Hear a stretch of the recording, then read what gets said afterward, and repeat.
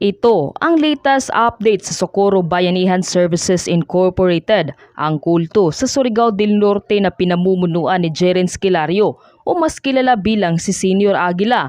Ilang mga minor de edad sa Sitio Capihan na i-rescue na. Samantala, ito na pala ang sitwasyon ni na Senior Aguila at ang iba pang leader sa Socorro Bayanihan Services Incorporated o SBSI sa loob ng kanilang selda kung saan sila nakadetain ngayon.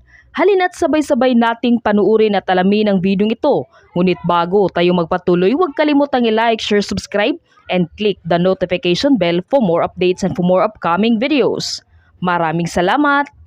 Na-rescue na ang ilang kabataan sa Sitio Capihan sa Socorro Bayanihan Services Incorporated, ang kulto sa Surigao del Norte. Hindi mawari ang saya na nararamdaman ng mga kabataan matapos sa wakas ay nakababa na sila sa bundok na mahigpit na pinamumunuan ni Senior Aguila.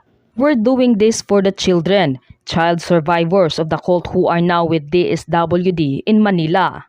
In this picture, they were out of Socorro after Sitio Capihan was organizing a rally to demand that the Senate investigation to be done in their place. A week later, the Senate investigation was done in the Senate. Jerens, Mamerto, Janet and Karen were held in contempt.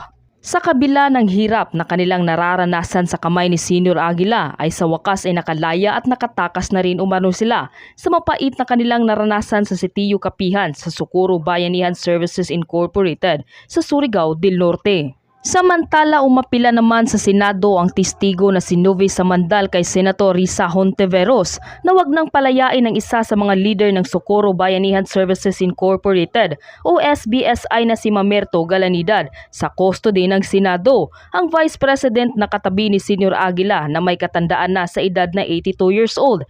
Ito ay matapos humiling at umapila ang asawa at anak nito sa mga senador na wag na sana siyang ilagay sa Senate custody dahil umano sa katandaan na nito at mga nararamdamang karamdaman nito.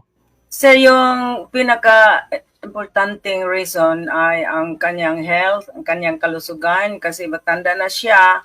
Marami siyang mga karamdaman. Una, ang kanyang unstable na high blood pressure, ang kanyang renal at heart problem, at palagi siyang na-stress kaya siguro minsan tumaas, bumaba naman ang kanyang BP. At meron din siyang schedule na magpapa-opera ng kanyang katarak sa kanyang mamata kasi hindi na siya halos magkakita. Kahit tao sa kanyang harapan, parang hindi na siya maka-identify. Kaya siguro kung mangyari po lamang, mailabas siya, doon siya sa labas ng Senate kung pwede lamang. Opo. Ganun lang, sir. Pero Yan ay matapos nilang makontempt kasama ang leader ng SBSI na si Senior Aguila dahil sa umano sa pagsisinungaling nila. Dahil sa patuloy na pagdinig ng kanilang kinahaharap na kaso sa Senado ay binasura na ng Senado ang apila ng kaanak ni Mamerto Galanida.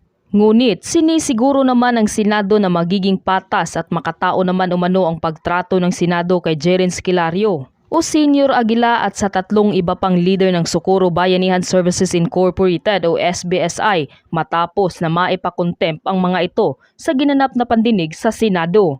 Ayon kay Senate Sergeant at Arms Retired General na si Roberto Ancan, titiyakin umano nila na maayos ang pagtrato kina Senior Aguila at mga advisors nito na sina Mamerto Galanida, Karen Sabeco at Janet Ahok sa kabila ng pagkadetain ng mga ito sa Senado.